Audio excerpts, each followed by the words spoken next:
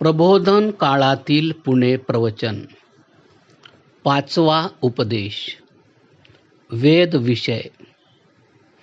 स्वामी दयानंद सरस्वती यांनी जाहिराती बरहुकूम बुधवार पेठेतील भिड्यांचे वाड्यात तारीख 13 माहे जुलै 1875 रोजी रात्री 8 वाजता वेद या विषयावर दिलेल्या व्याख्यानाचा सारांश. ओम धृते द्रुहं मा मित्रस्य मा चक्षुषा सर्वाणि भूतानि समीक्षन्ताम्. मित्रस्याहं चक्षुषा सर्वाणि भूतानि समीक्षे मित्रस्य चक्षुषा समीक्षामहे. आजच्या व्याख्यानाचा विषय वेद हा आहे. 3 प्रकारे या विषयाचा विचार केला पाहिजे. 1. वेदाची उत्पत्ती कशी. 2. वेदाचा कर्ता कोण. आणि 3. वेदाचे प्रयोजन काय. परमेश्वर वेदाचा कर्ता आहे. वेद म्हणजे ज्ञान. वेद म्हणजे विद्या. ज्ञान किंवा विद्या सर्व सृष्ट पदार्थामध्ये उत्तम आहे. ज्ञान सुखाचे कारण आहे. ज्ञाना वाचून सुखकारक पदार्थही दुःखकारक होतो. कारण ज्ञाना वाचून पदार्थाची योग्य योजना करता येत नाही. अनंत ज्ञान ईश्वराचे आहे. म्हणून अनंता वै वेदाः असे वचन आहे. अनंत ही त्याची संज्ञा आहे. अनंत ज्ञान भिन्न परमेश्वर मनुष्याची योग्यता वाढविण्याकरिता व त्यास थोर पदावर चढविण्याकरिता सहज प्रवृत्त आहे व हा हेतू सफळ करण्याकरिता विद्येचा प्रकाश करतो. तो प्रकाश वेद आहे. मनुष्य ह्या अनंत ज्ञानास म्हणजे वेद ज्ञानास योग्य अधिकारी आहे. ह्या ज्ञानाची उत्पत्ती मनुष्यापासून नाही. आता ईश्वर जर साकार नाही तर त्याने वेदाचा प्रकाश कसा केला असा प्रश्न उद्भवतो. तालू, जीभ, ओष्ठ ज्या अधिकरणी नाहीत तेथून शब्दोच्चार कसा घडेल. यास उत्तर सोपे आहे. ईश्वर सर्वशक्तिमान आहे. मग मुखादी इंद्रियांची अपेक्षा संभवत आहे. शब्दोच्चारास संयोगादी कारणे अल्पशक्तीला लागतात. किंच अपाणिपादो जवनो ग्रहीता पश्यत्य चक्षु स शृणोत्य कर्णः स वेत्ति विश्वं न च तस्यास्ति वेत्ता तमाहुरग्रम पुरुषम पुराणम. हे मुंडकोपनिषद आणि श्वेताश्वतर उपनिषदातील वाक्ये आहेत. आपण सर्व कबूल करतो की हाता वाचून ईश्वराने सृष्टीची रचना केली. मग मुखा वाचून वेदांची रचना का होणार नाही. कोणी अशी शंका घेईल की वेदरूपी पुस्तके रचणे हे शक्य काम आहे. याकरिता ईश्वराच्या साक्षात कृतीची कल्पना करणे नको. परंतु ह्या स्थळी जरा विचार केला पाहिजे. विद्या आणि जड सृष्टी रचना यांच्यामध्ये महद अंतर आहे. केवळ जडसृष्टी रचना परमेश्वराने केली यावरून त्याचे मोठे महात्म्य सिद्ध होत नाही. कारण विद्येपुढे जडसृष्टी रचना काहीच नाही.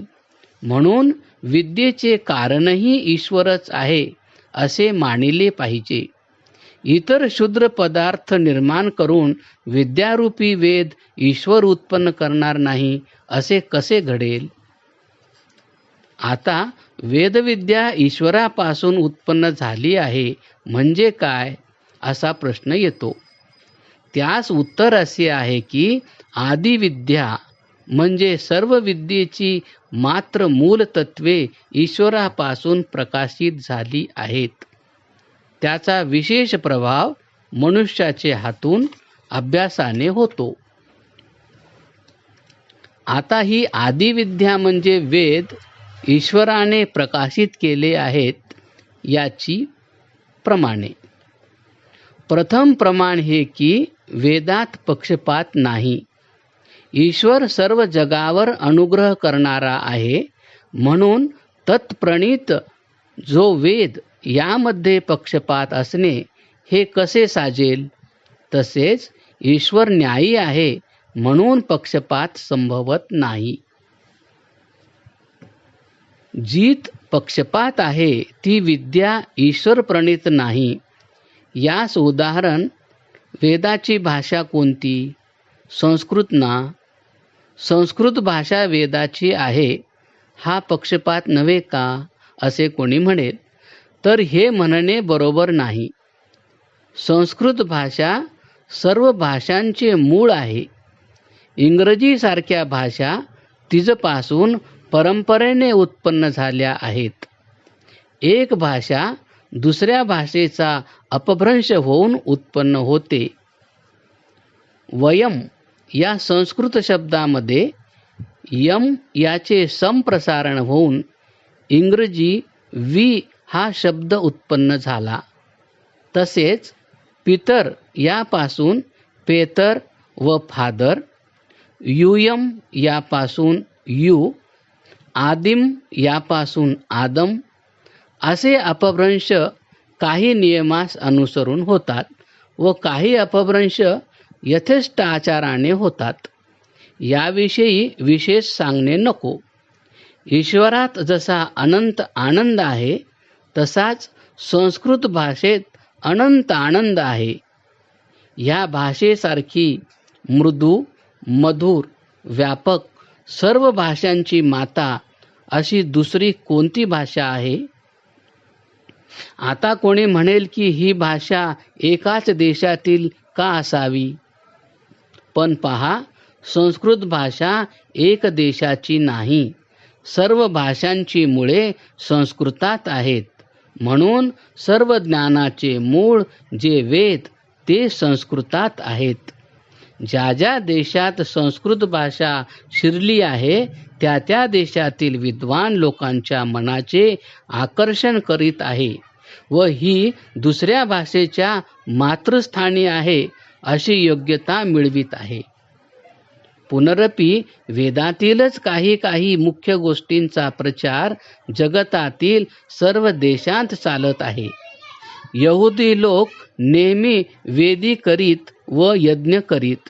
हे ज्ञान त्यांना कोठून प्राप्त झाले? त्यांना होता, उद्गाता, ब्रह्मा यांच्या व्यवस्थेने यज्ञ करणे हे ठाऊक नव्हते, यात विशेष नाही. आम्हा आर्य लोकांच्या रीतीचे त्यांना विस्मरण पडले. पारशी लोकही अज्ञारीत अग्निपूजा करतात. हा आचार वेदमूलक नव्हे काय? वेदामध्ये पक्षपात नाही हे स्पष्ट आहे. यहुदी लोक अन्य लोकांचा द्वेष करण्यास शिकले होते. मुसलमान लोक अन्य लोकांस काफर म्हणतात व त्या समजुतीस त्यांच्या धर्मपुस्तकात उत्तेजन आहे. अशा प्रकारच्या अभिमानास वेदांत उत्तेजन नाही. म्हणून वेद ईश्वर प्रणीत आहेत असे सिद्ध होते. दुसरे, वेद हा सुलभ ग्रंथ आहे.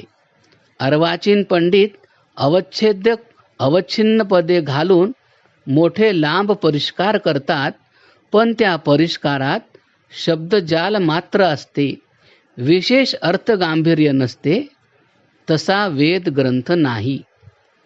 आता कोणी म्हणेल की दुर्बोधामुळे परिष्कारातील काठिण्य पांडित्य सूचक आहे. तर कावळे परस्परांत जेव्हा भांडतात तेव्हा त्यांच्या भाषेचा अर्थ कोणास समजत नाही, म्हणून दुर्बोधामुळे काकभाषेत पांडित्य संभवते काय? अस्तु, वाक्सुलभता व अर्थ गांभीर्य हे सामर्थ्याचे प्रमाण आहे. ज्ञानप्राप्ती क्लेशा वाचून होणे हे ईश्वर कृतीदर्शक आहे. उगीच शक्यता अवच्छेदक शक्यता अवच्छिन्न ह्या म्हणण्याबद्दल सुलभ शब्दांनी वात्सायनाने प्रतिपादन केले आहे. ते पहा. प्रमातुः प्रमाणानि प्रमेयादी गमार्थानी ती शक्यप्राप्ती. या सुलभतेमुळे वात्स्यायन महापंडित आधुनिक शास्त्रांपेक्षा वेडा ठरतो काय? नाही. मग वात्स्यायनाच्या भाषेपेक्षा वेदाची भाषा लक्षपट सोपी आहे. तिसरे प्रमाण असे आहे की वेदापासून अनेक विद्या व शास्त्रे सिद्ध होतात. जसे नमोस्तु रुद्रेभ्यो ये दिवी येषां वर्षमिषवः तेभ्यो 10 प्राचीर 10 दक्षिणा 10 प्रतीचीर 10 दशोर्ध्वा तेभ्यो नमोऽस्तु तेनो वन्तु तेनो मुड्यन्तु ते यं द्विष्मो यश्च नो द्वेष्टि तमेषां जंभे दद्मः. यजुर्वेद संहिता अध्याय 16 मंत्र 64. मनुष्याने केलेल्या पुस्तकात एका विषयाचे प्रतिपादन असते. जैमिनीच्या सर्व मताचा ओघ एक धर्म व धर्मी याविषयी विचार करण्यात संपला. कनादाच्या मनाचा ओघ षट पदार्थांच्या विवेचनाच्या विचारात संपला. तसेच वैद्यक ग्रंथ, व्याकरण भाष्य व योगशास्त्र याचे व्यवस्था करण्यातच पतंजलीचे सर्व आयुष्य संपले. परंतु वेद हे अनंत विद्यांचे अधिकरण आहेत. म्हणून वेद मानुष कृतीचे नव्हते, ईश्वर प्रणीत आहेत. आता सर्व विद्यांचे अधिकरण वेद आहेत म्हणजे सर्व विद्यांच्या मूळ तत्वाचे दिग्दर्शन मात्र वेदात आहे. उदाहरणार्थ घेऊया. वारायोपान होपनह्यामी शस्त्रारित्रांशता ऋतां नावमित्यादि एकाच मे तिसरश्च मे पंचमच मे. प्रथम उदाहरणात रचना विशेषाचे निरूपण केले आहे. दुसऱ्यात नौकाशास्त्राचे निरूपण केले आहे. तिसऱ्यात गणितशास्त्राचे निरूपण आहे. आता कोणी म्हणेल की ईश्वराने सर्व विद्येची मूळ तत्वेच का प्रकाशित केली व साध्यंत विद्यांचे व कलांचे विवरण का केले नाही? त्यास माझे म्हणणे आहे की ईश्वराने मनुष्य मात्राच्या बुद्धी व्यापारास तसेच बुद्धी उन्नतीसाठी अवकाश ठेवला.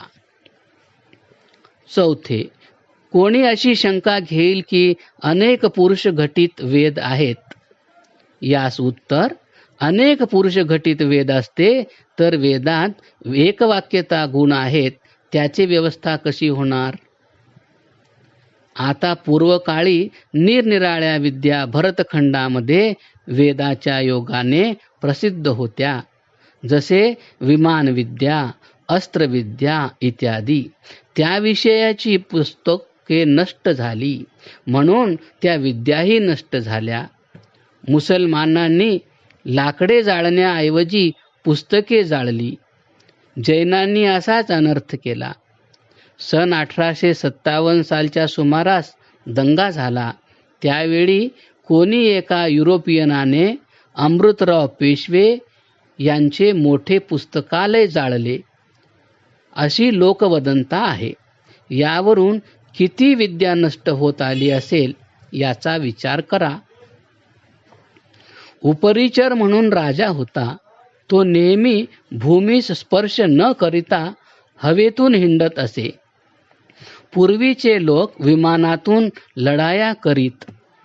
त्यास विमानरचण्याची उत्कृष्ट माहिती होती. विमानरचनेविषयी मी एक पुस्तक पाहिले आहे. अहो, त्यावेळी दरिद्राच्या घरी देखील विमाने होती. या व्यवस्थेपुढे आगगाडीची प्रतिष्ठा ती काय?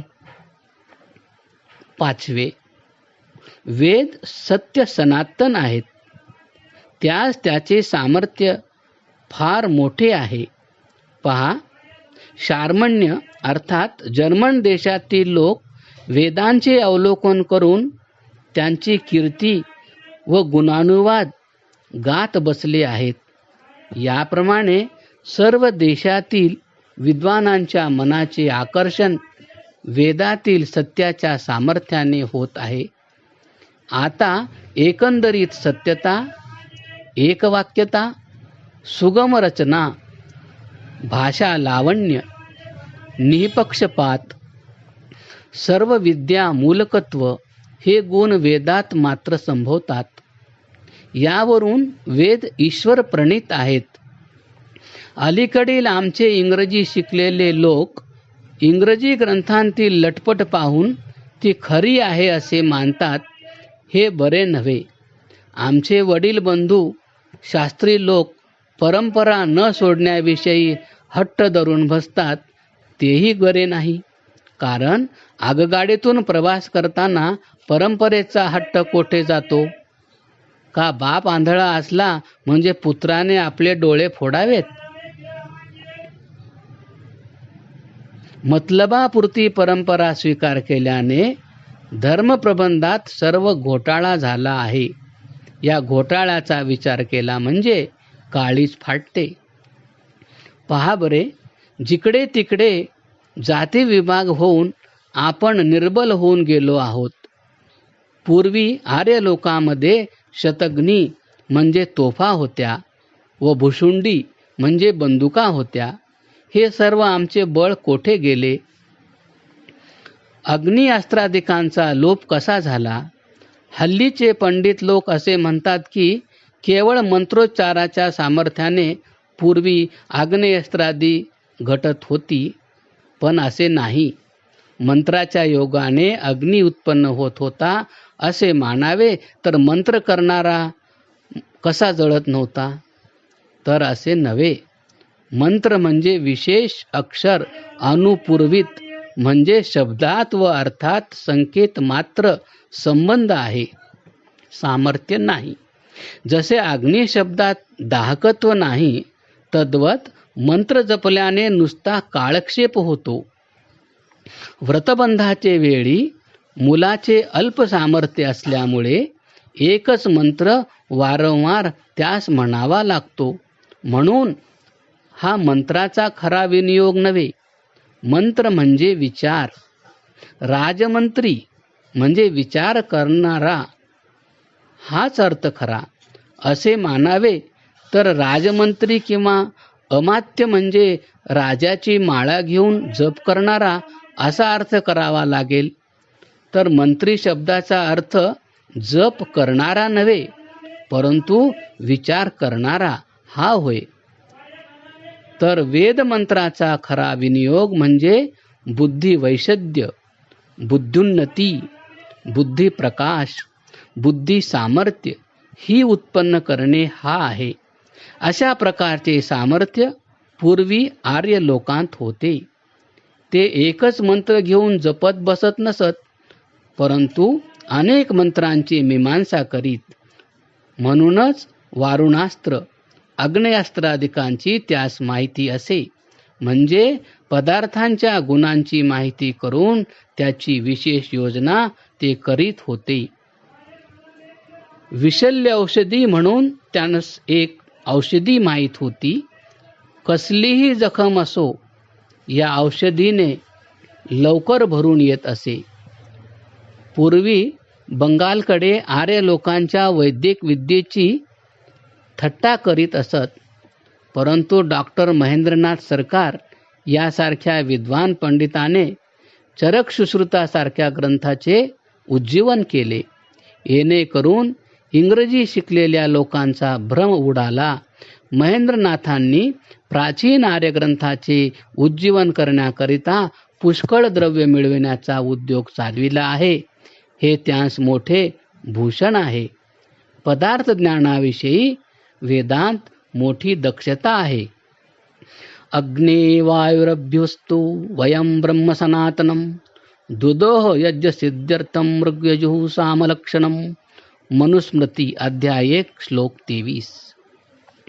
सृष्ट पदार्थाचे विवेचन करण्याकरिता तसेच ईश्वराच्या ज्ञानप्राप्तीकरिता बुद्धी सामर्थ्य संपादन करणे हे वेदाध्ययनाचे प्रयोजन आहे.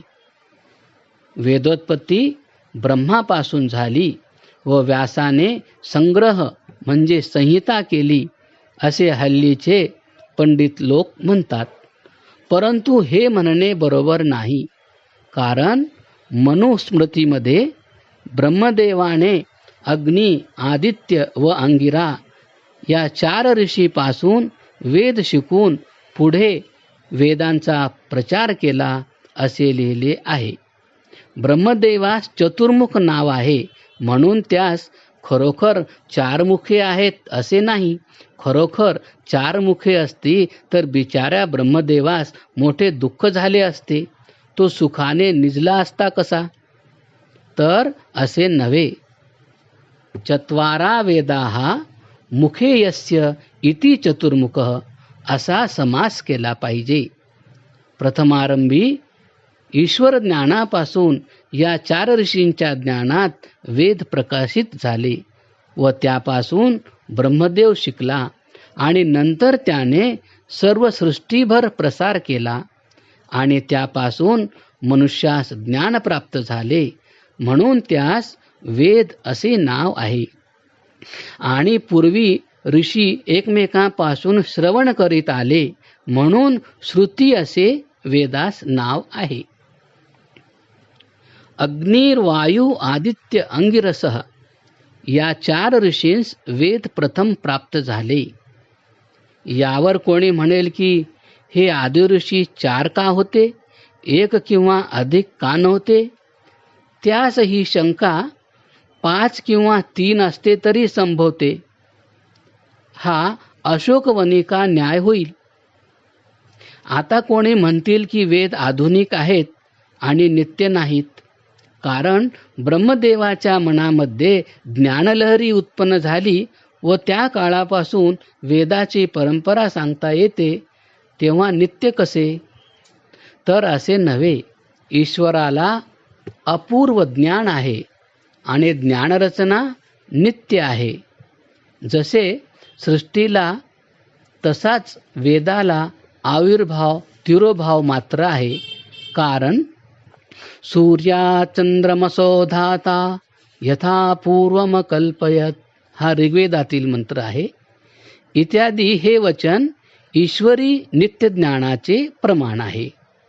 ब्रह्मदेवाच्या मागे विराट झाला, त्यामागे वशिष्ठ, नारद, दक्ष प्रजापती, स्वयंभू मनु असे झाले. या सर्व ऋषींच्या मनात ईश्वराने प्रकाश केला. आता हे व्याख्यान पुरे करण्यापूर्वी वेदाविषयी साधारण विचार केला पाहिजे. कोणी म्हणतात की चंद्र सूर्यादिक भूतांची पूजा वेदांत उपदिष्ट आहे, परंतु हे म्हणणे संभवत नाही. तदेवाग्निस्तदादित्यस्तदात्वायुस्तदु चंद्रमाः तदेव शुक्रम तद्ब्रह्म ता आपः स प्रजापति. तथा इंद्रम मित्रम वरुणमग्निमाहुरतो दिव्यः सुपर्णो गरुत्मान् एकं सद्विप्रा बहुधा वदन्ति अग्निं यमं मातरिश्वानमाहु. अग्नि, इंद्र, वायू ही सर्व परमेश्वराची नावे आहेत. म्हणून अनेक देवतांचा वाद मुळीच संभवत नाही. प्रशासितारं सर्वेषां नियदा समोपि रुक्माभं स्वप्नधिगम्यं विद्यात् पुरुषं परम् एतमग्निं वदन्ते के मनुमन्ये प्रजापतिम् इंद्रमेके अपरे प्राणं परे ब्रह्म शाश्वतम्. मनुस्मृती अध्याय 12. परिच्छेद, प्रकार, विकार इत्यादी संबंधाने एका आत्म्याची निरनिराळी नावे संभवतात. कोणी म्हणतात की वेदांत बिभत्स कथा आहेत. माताच मे, माताच ते, पिताच ते या वचनावर महीधराने भाष्य करून फारच बिभत्स रस उत्पन्न केला आहे. गभे याच्या ठिकाणी वर्णविपर्यास करून भगे हा शब्द काढला आहे. परंतु या संबंधाने शतपथ ब्राह्मण पहा. वृक्षो राज्यम भगत श्री स्वसो राष्ट्रम श्रीर्वा वृक्षश्यामग्र. शतपथ ब्राह्मण. अशी राष्ट्राचे ठिकाणी या वचनाची योजना केली असता यात बिभत्सपणा उरत नाही. तसेच पुराणात काश्यपीय प्रजेचे वर्णन आहे. मरीचीचा पुत्र कश्यप आहे. दक्षाच्या 60 कन्या, त्यातील 13 कन्यांनी कश्यपाशी लग्न केले असे वर्णन आहे. या कथेस वेदात मुळीच आधार नाही. कश्यप म्हणजे आद्यंताच्या विपर्यासाने पश्यकः परमात्म्याचे नाव आहे. पश्यकः सर्वदृक् परमात्मा ग्रहितः. याचप्रमाणे कोणीतरी काही कथा करून ब्रह्मवाच लावून अनेक पुराणांचे थोतांड रचले आहे. अशा प्रकारचा दुष्ट उद्योग आधुनिक संप्रदाय लोकांनी फार केला आहे. ब्रह्मवाच. टका धर्मष्टका कर्मष्टका हि परमं पदम यश्च गृहे टका नास्ति हा टकाटक टकायते. या संप्रदायाचा फार बाजार जमला आहे. त्यायोगे जी दुकानदारी माजली आहे ती हे संप्रदायी लोक कशी मोडतील. यजमानाच्या 3 जन्मांची हानी झाली तर ह्यांचे काय गेले. जेव्हा सर्वत्र स्त्री व पुरुष सर्व वेदांचे अवलोकन करतील तेव्हा या संप्रदायाची लटपट बंद होईल. मग कंठीच्या योगाने वैकुंठ मिळण्याचा सोपा मार्ग बंद पडेल. जर एका कंठीने वैकुंठ मिळते तर कंठ्यांची पेंडकी घातल्याने संसारात सुख का मिळू नये.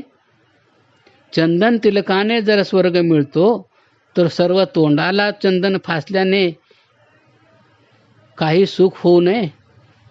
चंदन, तिलक किंवा कंठी ही सर्व संप्रदायी लोकांची द्रव्य संपादनाची साधने आहेत. ही खरे तीर्थे नव्हेत. खरी तीर्थे कोणती याविषयी वचन आहे. अहिंसन सर्वभूतान्यत्र तीर्थेभ्यः सतीर्थम स ब्रह्मचारी विद्याव्रत स्नानः. ब्रह्मचारी पुरुष विद्यास्नात, व्रतस्नात आणि विद्याव्रतस्नात होत असे. यावरून वेदविद्या हेच मुख्य तीर्थ होय.